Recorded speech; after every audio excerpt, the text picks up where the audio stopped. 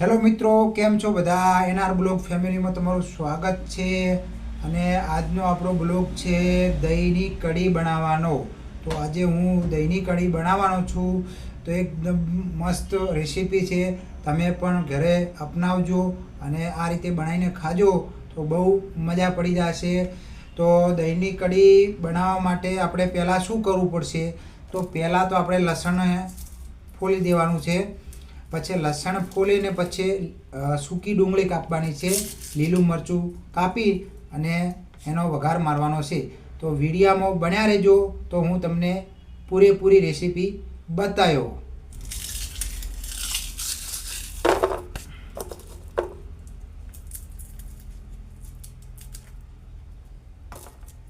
તો દેખો, હું લસણ ફોલી રહ્યો છું ને આમાં દહીંની કઢીમાં લસણ જેટલું વધારે હોય એટલી મજા આવે ખાવાની, ટેસ્ટ સારો આવે.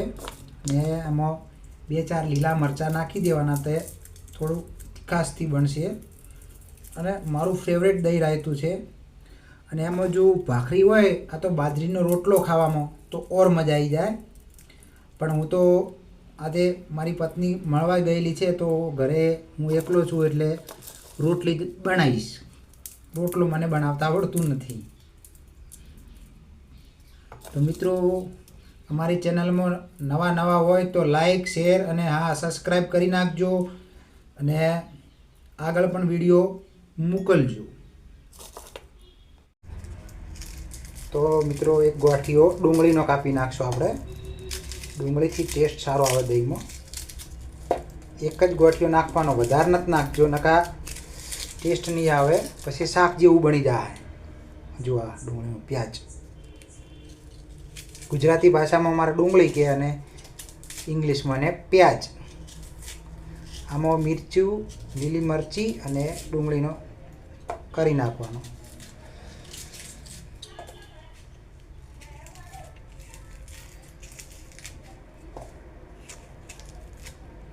તો બૈરું કોઈક દિવસ પિયર જાય તો તમારે જાતે આ રીતે દહીંનું રાયતું બનાવી દેવાનું.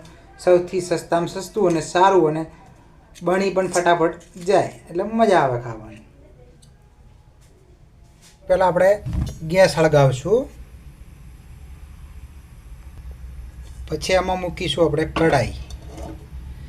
ગેસ ધીમો રાખવાનો મિત્રો, કેમ કે બળી ના જાય. ગેસ ધીમો રાખવાનો. પછી નાખશું એમાં તેલ.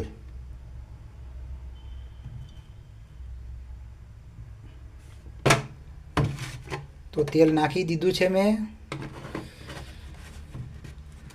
હા, વિડીયો બતાવવા માટે મેં પાછળનો કેમેરો કરેલો છે, આગળનો નથી. વિડીયોમાં બન્યા રહો તમે, હું તમને બતાવું. પછી એમાં આવશે જીરું,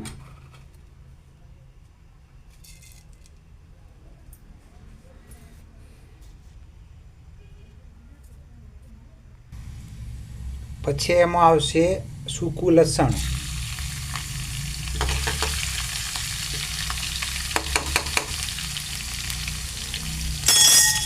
પછી આપણે ડુંગળીને લીલું લસણ અને બરાબર તેલમાં કકડાઈ દેવાનું.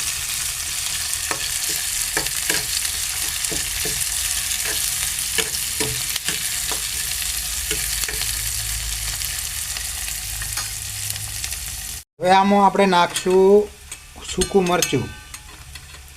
તમારે તીખું કેટલું રાખવું એ પ્રમાણે નાખવાનું. પછી હળદર. હા માસ્તર, તમે આના પછી એમાં આવશે મીઠું. પછી એને બરાબર મિત્રો પાકવા દેવાનું, તેલમાં ફ્રાય થવા દેવાનું. જો કાચું રહે તો મજા આવશે નહીં ખાવાની.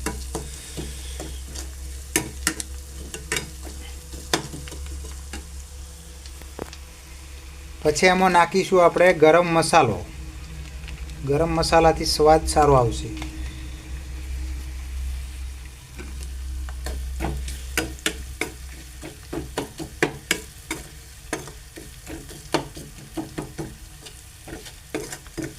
તમે પણ આ રીતે ઘરે બનાવીને ખાજો, સ્વાદમાં મજા આવશે. અને વિડીયો ગમ્યો હોય તો લાઈક, શેર, કોમેન્ટ કરજો અને સબસ્ક્રાઈબ કરવાનું ભૂલતા નહીં. તમારા મિત્રોને પણ આગળ શેર કરજો મિત્રો. ને મળીશું આવતા નેક્સ્ટ બ્લોગમાં. ગરમ મસાલો નાખી દઈએ, આપણે એડ કરી દઈએ.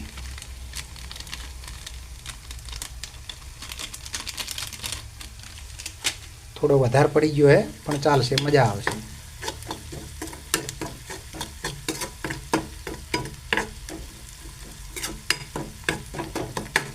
તો આ આપણે દહીંનું રાયતું થઈ ગયું તૈયાર. અને થોડી વાર ઠરવા દેશો, પછી દહીં આમાં નાખશો. વિડીયામાં બન્યા રહો. તો મિત્રો મસાલો ઠરી ગયો છે, તો હવે આમાં આપણે નાખશો દહીં. મસાલો ઠરવા જઈને થોડી વાર પછી નાખવાનું, તો સ્વાદમાં સારું રહેશે. બરાબર. તો આ રીતે દેશી દહીં રાયતું બનાવવામાં આવે છે અને તમે પણ ઘેર ટ્રાય કરજો, મજા આવશે ખાવાની. અને હવે આપણે લોટ બંધાઈ ગયો છે, આપણો. હવે રોટી બનાવી નાખશો અને પછી મસ્ત ખાઈને સૂઈ જાઓ. તો મળીએ આવતા બ્લોગમાં. જય માતાજી. વિડીયો ગમ્યો હોય તો શેર, લાઈક અને કોમેન્ટ